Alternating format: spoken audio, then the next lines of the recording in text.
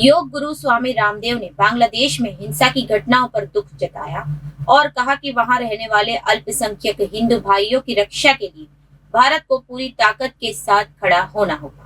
योग गुरु बाबा रामदेव ने बांग्लादेश में हिंदुओं के घरों, मंदिरों और व्यापारिक प्रतिष्ठानों को निशाना बनाकर किए गए हमले की निंदा की। उन्होंने केंद्र सरकार से पड़ोसी देश में हिंदू अल्पसंख्यकों की रक्षा के लिए कूटनीतिक और राजनीतिक रूप से हर संभव प्रयास करने का आग्रह किया।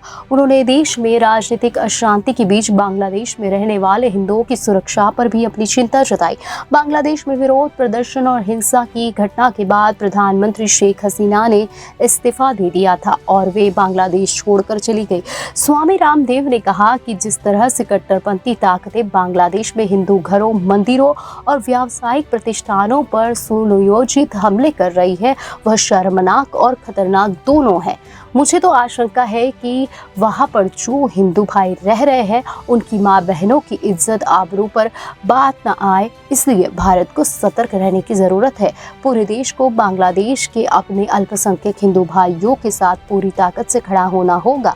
स्वामी रामदेव ने कहा कि भारत को बड़ी घटनाओं को रोकने के लिए कूटनीतिक और राजनीतिक प्रयास करने चाहिए। अगर जरूरत हुआ तो बांग्लादेश में हिंदुओं की रक्षा के लिए हस्तक्षेप भी करना चाहिए। स्वामी रामदेव ने कहा कि हमने बांग्लादेश बनाने में मदद की। अगर हम बांग्लादेश बना सकते हैं तो हमें वहां रहने वाले हिंदुओं की रक्षा करने में अपनी ताकत दिखानी चाहिए। उन्होंने ये भी आरोप लगाया कि भारत में कुछ लोग जाति, धर्म और आरक्षण के मुद्दे की आड़ में देश के भीतर इसी तरह की अशांति भड़काने की कोशिश कर रहे हैं।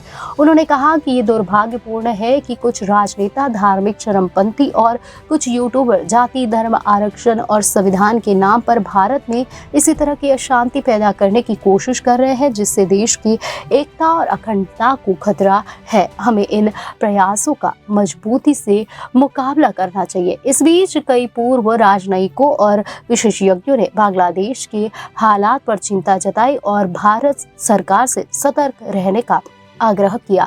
उन्होंने बांग्लादेश से बड़ी संख्या में लोगों के भारत में आने की चेतावनी दी है। इन पूर्व राजनयिकों और विशेषज्ञों ने प्रवासियों के भारत आने से अशांति फैलने का संदेश जताया। बांग्लादेश में आरक्षण को खत्म करने की मांग को लेकर छात्रों का विरोध प्रदर्शन शुरू हुआ, जो धीरे धीरे सरकार विरोधी प्रदर्शन में बदल गया और शेख हसीना को दूसरे देश जाना पड़ा।